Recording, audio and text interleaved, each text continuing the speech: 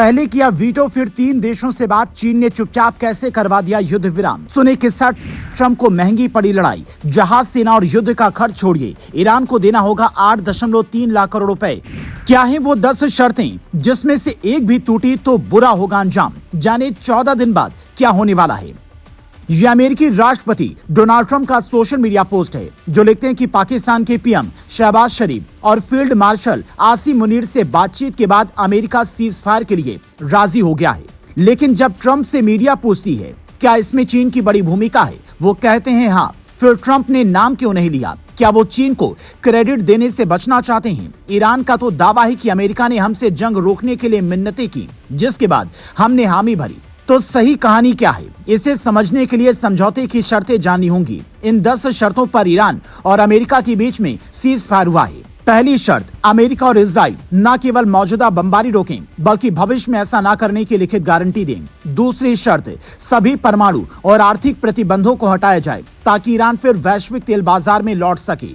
तीसरी शर्त, अमेरिका और उसके सहयोगी देशों ने जो $10 बिलियन का फंड फ्रीज किया है वो दें। चौथी शर्त, 14 दिन का सीज फायर स्थायी शांति में बदलें, ताकि मिडिल ईस्ट में युद्ध हमेशा के लिए खत्म हो। पांचवी शर्त, खाड़ी देशों और इराक से अमेरिकी सैन्य ठिकानों को समेटा जाए, स्थानीय देश अपनी सुरक्षा करें। छठी शर्त, हमलों से हुए नुकसान की भरपाई अमेरिका करे या इंफ्रास्ट्रक्चर ठीक करवाए। सातवीं शर्त, होर्मुज स्ट्रेट ईरान की समुद्री सीमा का हिस्सा है और इस पर ईरान का ही कंट्रोल होगा। आठवीं शर्त, ईरानी सेना से कोऑर्डिनेशन के बाद ही होर्मुज से किसी जहाज को रास्ता मिलेगा। नौवीं शर्त, होर्मुज स्ट्रेट से गुजरने वाले हर शिप को ईरान और ओमान को समुद्री टोल देना होगा, जो $20 लाख तक हो सकता है।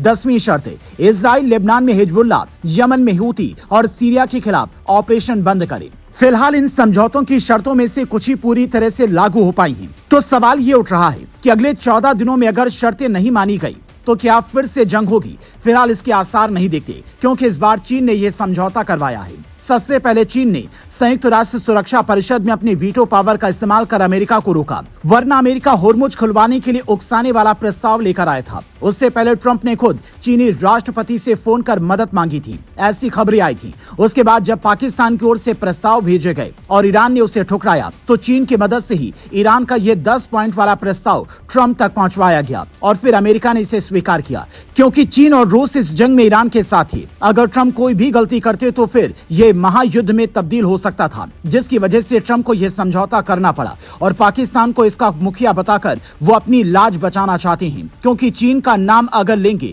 तो बात यही होगी कि अमेरिका को हार माननी पड़ी। पर समझौते की जो शर्तें आपने देखी वो साफ बता रही हैं कि ट्रंप को आंशिक जीत की कीमत काफी महंगी पड़ी है। और इस जंग को शुरू करने के बाद उन्होंने जिस हिसाब से ईरान के सुप्रीम लीडर खामनेई का खात्मा करवाया, उसके बाद लग रहा था कि जंग लंबी नहीं चलेगी, लेकिन ईरानी सेना ने उनके भ्रम को तोड़ दिया और अब समझौते के मुताबिक मुस्तफा खामनेई ने भी अपनी सेना को भी हमले रोकने का आदेश दिया है। पर सवाल ये है कि क्या ईरान जो अब टोल लेगा उससे तेल की कीमतें दुनिया भर में बढ़ने वाली हैं, या फिर ये टोल उसने सिर्फ यूरोपियन मुल्कों के लिए लगाया है, क्योंकि दोस्तों के लिए तो उसका ये रास्ता जंग के वक्त भी खुला रहा।